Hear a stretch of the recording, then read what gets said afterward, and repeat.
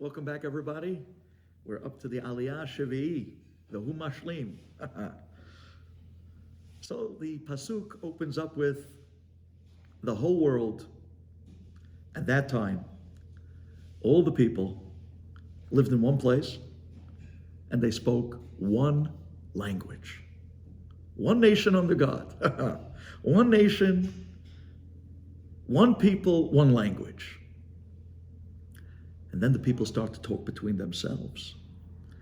And the Pasuk tells us that they start telling each other, hey, let's start to break out from this place.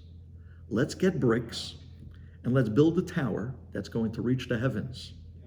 And there we'll fight God. And we'll have our freedom to do whatever we want and go wherever we want. Says the Pasuk, and I advise you to read this Pasuk inside because to me it was a little bit humorous.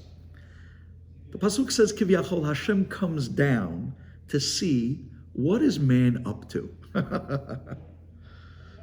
Then Hashem says, let me go see what the sons of man, what are they up to? What are they occupied with? What trouble are they getting themselves into? And let's see how they're so not appreciative. The fact that I saved them from the great flood, and instead of thanking me, what are they doing now? They're building a tower to come fight me. They're coming to rebel against Hashem, the one that saved them from the Mabul. So what does Hashem do? Hashem ends up mixing up their languages. So now nobody understands the other guy. At that point, their unity was broken, and obviously their project failed. It was at that point that Hashem went and scattered the people all over the world, so that no longer can they unify to make trouble, like the story of the Tower of Babel.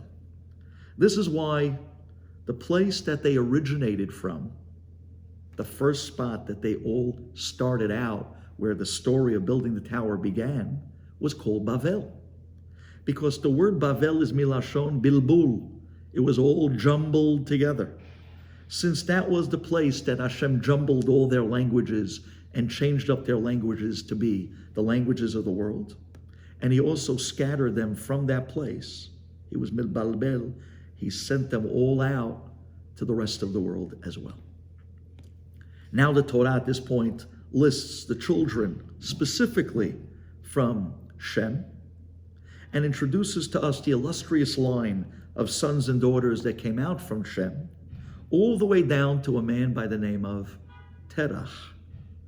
Terach had 3 sons, and the Pasuk tells us their names, Avram, Nahor, and Haran.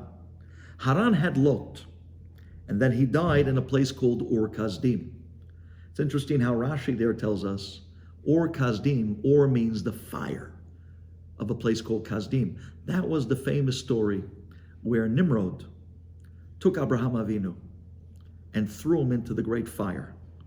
And Abraham Avinu miraculously was saved from the Kivshana Esh because he wanted to demonstrate that all the Avodah Zarah of his father was worthless. We know the story. And Abraham Avinu was saved by Hashem in Kivshana Esh. Haran was also thrown into the fire, but his belief in God wasn't as strong as Abraham Avinu. So, although on the outside he felt that he was believing in God, but on the inside he was questionable. His insides burnt, and he died.